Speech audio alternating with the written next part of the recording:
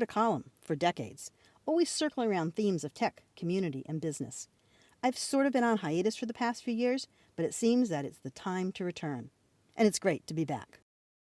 In 1993, The New Yorker ran a cartoon with the text, "On the internet, no one knows you're a dog." It featured one dog sitting in an office chair, typing on a computer, and expressing that sentiment to another dog sitting on the floor nearby.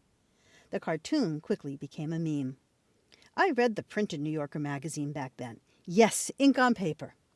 I promptly tore out that dog cartoon and pinned it to the fridge, right next to various Dilbert moments. My fridge looked like a lot of fridges in Silicon Valley, reflecting people more passionate about making the next big thing than they were about making the next IPO. We barely talked about IPOs then. The cartoon encapsulated why I loved the potential we were unlocking. The internet offered pure text, and your voice could be heard, freed from misconceptions about who or what you were. It would connect us in new ways, offering opportunities and opening a new world of possibilities. Information freely shared. People finding other people with shared interest. Yep, for about 30 seconds at least.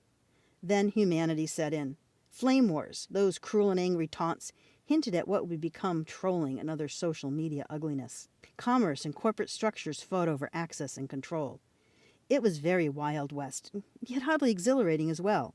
Despite the lurking darkness, we could see emerging communication technologies offering a different path forward. By the end of 2000, those days were gone, and so was I. But I still held on to that love for potential that comes from the ways human minds, with their boundless curiosity, meet human hands with their clever ingenuity. Tech lets us reach beyond our puny human bodies to cross the seas, fly through the skies, heal the wounds, and even build a better compost bin for happier veggies.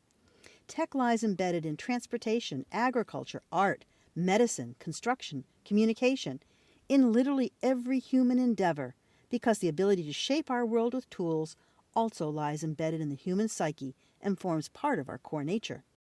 The last time I wrote a New Year's forward-gazing column, 2023 lay just on the horizon.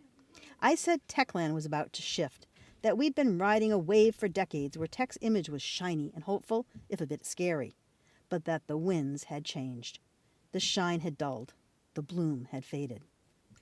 I think I was right, but I was also wrong. Over the past year, we've seen people fleeing from known medical practice, turning their backs on science, giving up hope in a planetary future. In AI, in social media carnage, in intrusive always-on screens, we've seen the dark side, the threat, the amoral nature of technology. Or have we? In the latter half of the 1800s, tech was changing the world. Transportation and related industries like oil, steel, and railways, along with the processes and businesses of financing and producing these tech-driven products, shaped the so-called Gilded Age. The leaders of industry, aka the robber barons, built enormous fortunes through ruthless practices, exploiting workers and consumers alike.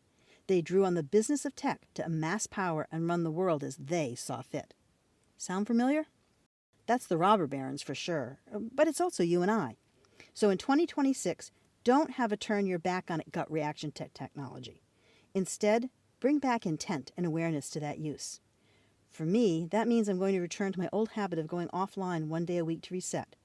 Shift my brain away from the bad habit of 24/7 Amazon shopping and keep an open mind to new tech options that arrive. And of course, I'm looking forward to sharing more about all these things tech with you in the months ahead. Happy New Year, and it feels good to be back.